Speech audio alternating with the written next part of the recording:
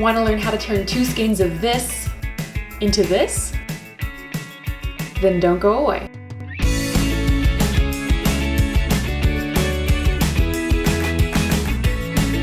Hi there, I'm Anya from Peony and Time, and the project for today's video is, as always, something that I'm super excited about. It is a giant yarn dog bed, as you see here, modeled by Clue. I've been wanting to try to make a giant yarn dog bed for a while, but with the gorgeous, luxury giant yarn that is always and forever my favorite, I knew that it wouldn't hold up well. I wasn't real thrilled about the idea of my sweet puppy just kind of trashing something that was beautiful and expensive. But just recently, I was so excited to see that Michaels with Loops and Threads has come out with a whole bunch of really fun giant yarn options. This one is the Loops and Threads Wild and Free. It's a jumbo 7 size yarn. It's still obviously a little thinner than the giant yarn that I normally use. So it's basically like a tube sock that's just stuffed with fluffy filling. But the beautiful thing that I'm really excited about is it's machine washable. So pretty awesome and 100% necessary with anything that, your dog's gonna be sleeping on. And they have care instructions on here. I have not tried it yet. I'm always a little bit nervous to throw my knitted projects in the washer, but after he sleeps on it for a while, it'll definitely need to be washed. And the great news is that this whole project just took 2 skeins of the Loops and Threads Wild and Free yarn. So that's pretty awesome. Full price, these were $35 a skein, I believe, at my Michaels. They were on sale for $25 each when I got them. And as most of you Michaels shoppers know, if they're not already running a sale like they frequently do, on their website they oftentimes have coupons for 40% off a regular priced item. So I feel like that's pretty exciting to be able to make a really tough, machine washable, really quite economical giant yarn project. And Clue tells me he's a super big fan of it, so our puppy is pretty big and he's still growing. So I made a fairly large size bed for him, and that is what I will show you in this tutorial.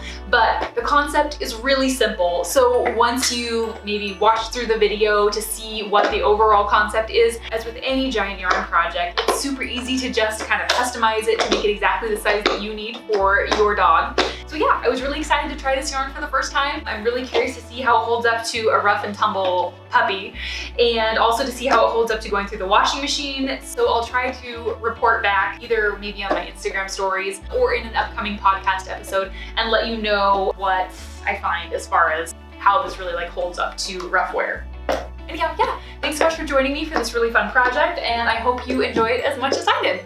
Let's get started.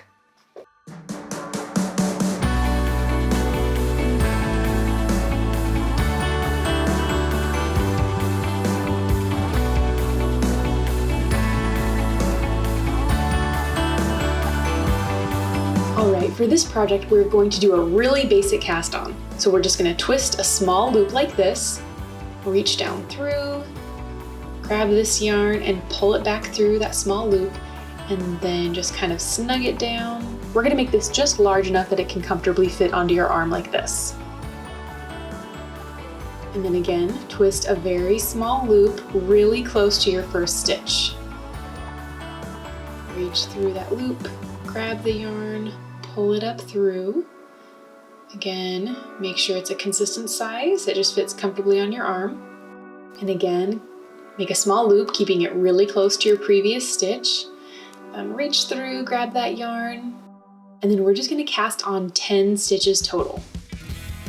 And if you've watched my videos, you know I usually prefer a long tail cast on because it is really stretchy and gives a really nice drape to blanket projects. But for this project, we really wanted to keep its shape, so we're just doing this basic cast on that doesn't really have a lot of stretch to it at all. After we've cast on 10 stitches, we're going to go ahead and make sure those stitches aren't twisted.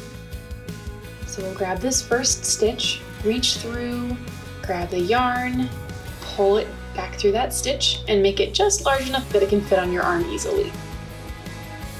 Then we'll grab the next stitch, again, reach through, grab that yarn, pull it through, and make it just large enough that it can fit easily on your wrist.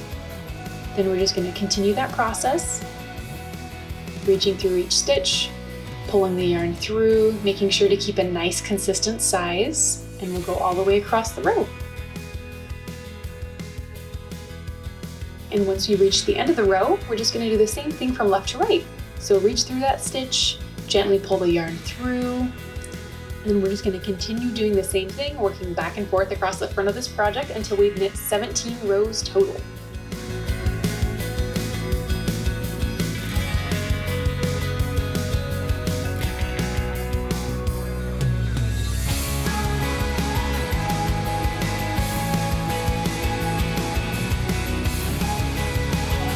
However, at about row 15, this happened. I reached the end of the skein. So I'm going to show you real fast how I added this next skein of yarn to the project. So grab your scissors. I'm going to pull down the outer shell just a little bit and then trim off some of that stuffing there. And then I'm just going to flip this shell inside so that there are no loose ends showing that could possibly get unraveled, sort of like a reverse turtleneck. And then we're also going to trim off a lot of that fluff on this side as well. And then we're just going to slip this reverse turtleneck over the next skein, just like that. Great. All right, and then I'm going to grab my thread. This thread obviously isn't quite a perfectly matching color. This is a nice indoor-outdoor thread from Coats & Clark's. This was the closest color that they had to matching my project. All right, thread your needle. Trim the end and throw a couple knots on there. I'm gonna start from the inside of the work and then just kind of follow your heart, hand sew this down all the way around. I'm not gonna give you any super awesome tips on hand sewing this because honestly, my hand sewing looks about like my handwriting, kind of like a child did it, but I figure we can't all be good at everything. So we're gonna call that good enough and continue knitting. All right, and then we're just gonna keep on knitting until we have about 17 rows total. And for row 17, you might wanna make the stitches just a teeny bit looser since we're gonna use those stitches to cast off before starting our next step. And to cast off, you're gonna grab 2 of these loops and then just slip one over the top of the other one. And then again, just slip that over the top of the stitch next to it and continue that process all the way across the row. And then you're just gonna make a big loop and put the rest of your yarn through that loop so you can kind of tie off that end there. Snug it down until you feel like it looks good. And then we get to do something super fun. All right, so to build the wall for our dog bed, you see how this last row is kind of curling to the side a little bit like that? Stockinette knits tend to do that. Well, we are gonna use that as the base for the wall of our dog bed. So we're just gonna let it turn to the side and then right behind that stitch, we're going to pick up some stitches. So see those holes right behind the stitches there? We're just gonna create some new stitches right behind here. So find that first hole behind that top stitch, and then we're gonna reach through and pull up this yarn through there and make a stitch. And then we'll make another one behind this next stitch. Reach down through, pull some yarn up, make a stitch,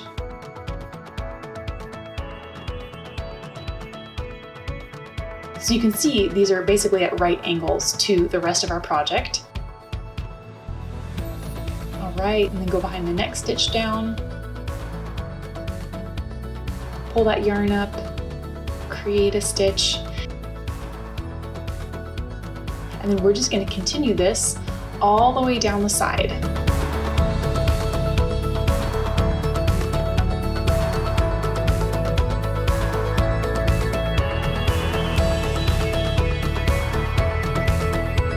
And then when we get to the end of that side, you can kind of see how cool this is already starting to look. We're going to continue picking up stitches along the bottom of our work here. The bottom side looks a little bit different, so instead of going behind stitches, we're just going to pick up a stitch between each of these already established stitches.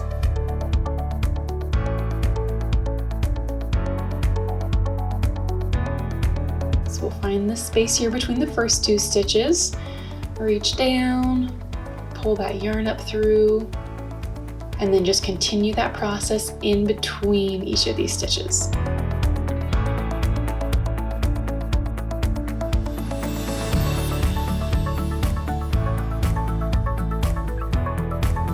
And then when you get to the end, we're going to go ahead and rotate this project again and pick up stitches along the other side. So this side is going to be just like our first side, where this last row has kind of curled over to the side a little bit. So we're just going to pick up and create a new stitch behind each one of these. And then we're just going to continue that again to the end of this side.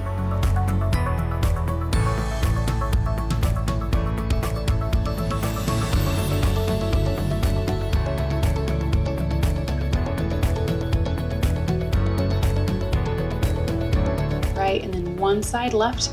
And then again here, we're just going to be creating that new stitch in between each of these old stitches. And I ended up picking up 55 stitches total around this entire project. But the really fun thing with giant yarn is that it doesn't have to be an exact science. So just use this technique and pick up as many stitches as you feel like looks good on your project, and that will be great. And now to start knitting the wall of our dog bed, I'm just gonna bring this yarn up and put it right behind this first stitch that I'm gonna knit, just like this. Reach through to grab the yarn and pull it through, and then we're gonna continue knitting just like normal. And these stitches you do wanna make sure are just a little bit looser because again, you're gonna be casting off with these. One note here, since we're not working with needles that would help us have the exact same stitch size every time, which would mean we'd be using exactly the same amount of yarn every time. That means that the amount of yarn we use for any of these projects can vary a lot. But that's okay. Giant yarn knitting almost always comes with a little bit of problem solving, and that can be a fun challenge. So pro tip, if you get to the last row of your project here and realize that, oh no, you don't have quite enough yarn to finish, you can always just pull out the project a little and adjust. The second time I made this, I had to undo the project back a ways and cast off on row 16 instead of row 17 because I didn't have quite enough yarn, but then it was perfect. All right, so we knit all the way around, and now we're gonna go ahead and cast off. I'm gonna take this last stitch that we knit and then just pop it over the top of the stitch right next to it to cast off. Taking that stitch, slipping it over the top of this next one, and then just continue that all the way around this project.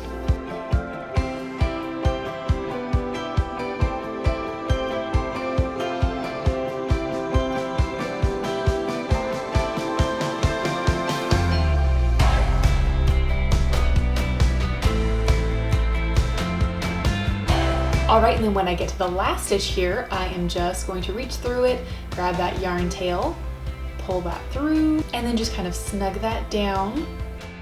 Then just pick a couple of loops to weave this end through so it will kind of disappear into the work.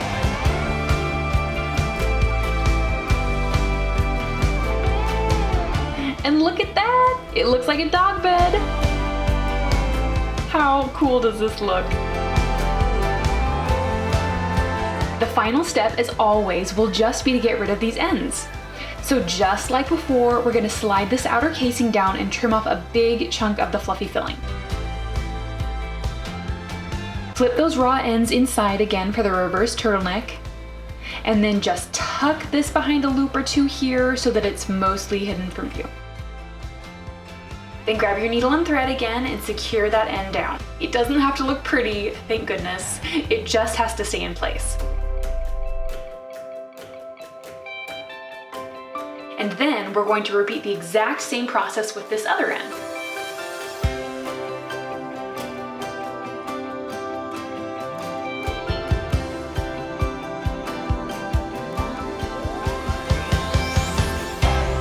And then, ta-da! You are done!